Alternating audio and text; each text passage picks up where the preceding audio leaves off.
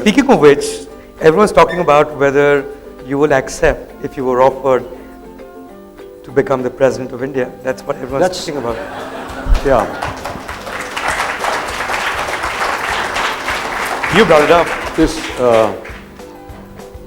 This has to be a joke, obviously. So, because this evening is full of humor and wit, I shall accept that with a lot of humor and wit. So, you won't or you will? It's a joke. It's a joke, okay. You get the odd remark which is kind of sarcastic, and that gets picked up by the media, and a whole headline is made out of it. Like recently when I went to Kolkata and sang the national anthem. In my Facebook, in the responses that I get on my Facebook day, about 2,000 responses. So somewhere down in the 1,000 something, somebody, और वो 4 करोड़ रुपए जो लिया था गाने के लिए, उसका क्या हुआ? It's just a stray remark, and that was picked up. And the media went crazy, and I had a very senior journalist actually send me a message. So, did you take that 4 crore rupees? And I was pretty disappointed because I felt that, I never expected somebody of your breeding and your attitude and your, maturity to be able to even think that somebody would charge money for singing the national anthem. But that's what it is. But worse happened, because now somebody has filed a case against me for singing the anthem 22 seconds longer than what it should be.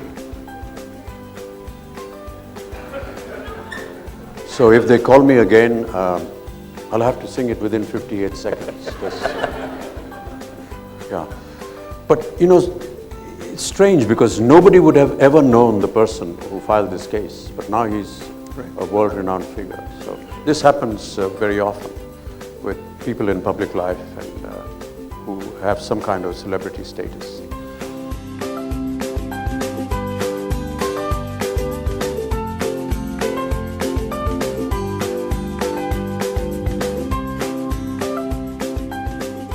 When I think of this, I first think of Rajesh Khanna and his unbelievable superstardom.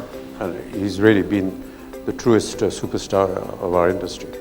And during the time I was shooting Anand with him, he used to get a lot of visitors on set. And there were many occasions when there were people coming in from distant countries, Spain in particular. And I used to wonder, what has Spain got to do with Indian movies? But that's when I realized that there is a reach. People who came from Beirut, for example, were extremely fond of Shami Kapoor. And people that came from Russia, of course, were in love with Raj Kapoor. My first visit to Egypt, for example, is quite peculiar because I was flying in from Europe to a festival, international film festival in Cairo. And on the plane, I noticed that there was an Arabic paper which had my photograph, and I was wondering what it was, so I asked some of them. And they said, no, this is, you are coming to Cairo, and your film Mard is running here in some 142nd week or something like that. So I said, this is ridiculous, and somebody's probably doing some rumor mongering here. But when I landed in Cairo, it was a unique experience because in the first time in my life, my customs and immigration was done in my hotel.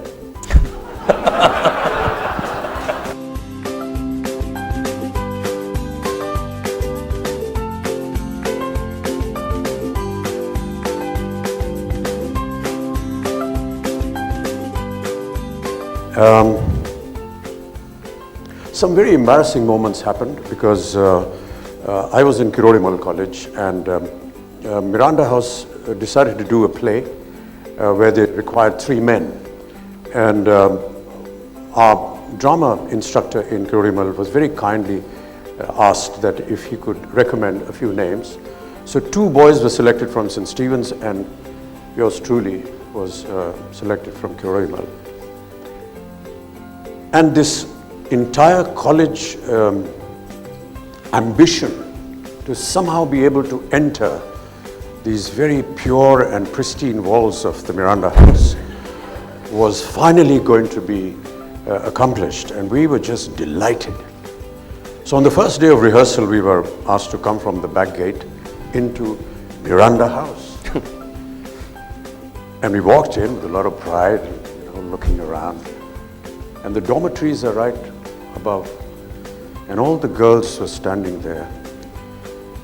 And it's the first time that I realized how embarrassing it is for a woman, for a lady, when she's not really abused, but teased on the streets, because when the three of us walked in, all these girls that were standing there, kya chal hai? Kya style hai yaar? And some whistles were being blown and stuff like that. It was truly, truly embarrassing. That's the first time.